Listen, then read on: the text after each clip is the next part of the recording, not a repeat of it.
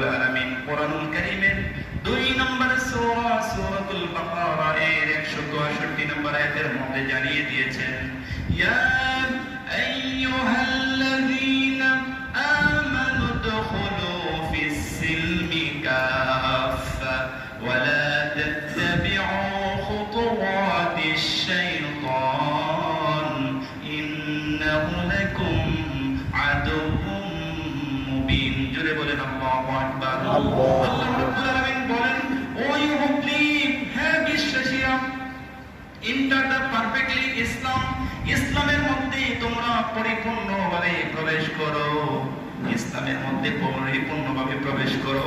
নামাজে ইসলাম মানবা, সমাজে ইসলাম মানবা, কবরও ইসলাম মানবে, ব্যবসা বাণিজ্য ইসলাম মানবে, সর্ব জায়গার মধ্যে ইসলাম মানতে হবে, তাহলে তুমি একজন পরিপূর্ণ মুমিন হতে পারবে। জোরে বলেন সুবহানাল্লাহ।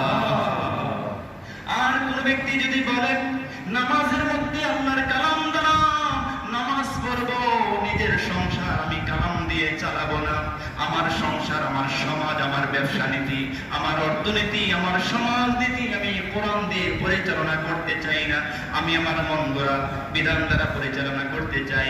আল্লাহ রাব্বুল আলামিন কোরআনুল কারীমের মধ্যে জানিয়ে দিলেন, আলা লাহুল খালকু ওয়াল আমর, সাবধান।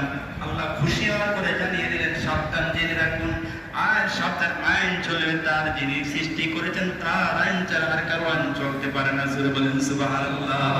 আল্লাহর আইন চলবে, সব জায়গায় চলবে, শুধু মসজিদের মধ্যে সীমাবদ্ধ থাকবে না, সমাজের মধ্যে শুধু সীমাবদ্ধ থাকবে না, সব জায়গায় আল্লাহর আইন চলবে। কারণ জমিনটা কার?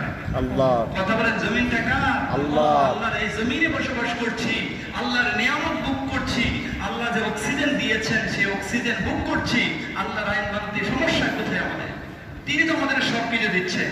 আমরা মুমিন হতে চাই, আল্লাহর ভালোবাসা পেতে চাই।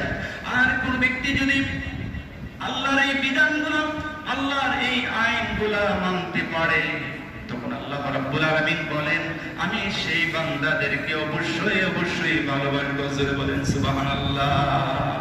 এখন বলেন, আল্লাহর ভালোবাসা আমরা পেতে চাই কি চাই না? চাই। আল্লাহর ভালোবাসা যদি পেতে চাই, অবশ্যই আল্লাহর হুকুম মানতে হবে, আল্লাহর অর্ডার মানতে হবে আমাকে আপনাকে, তখনই আমরা মুমিন হতে পারবো। আল্লাহ রাব্বুল আলামিনের ভালোবাসা আমরা পেয়ে যাবো। জোরে বলেন সুবহানাল্লাহ।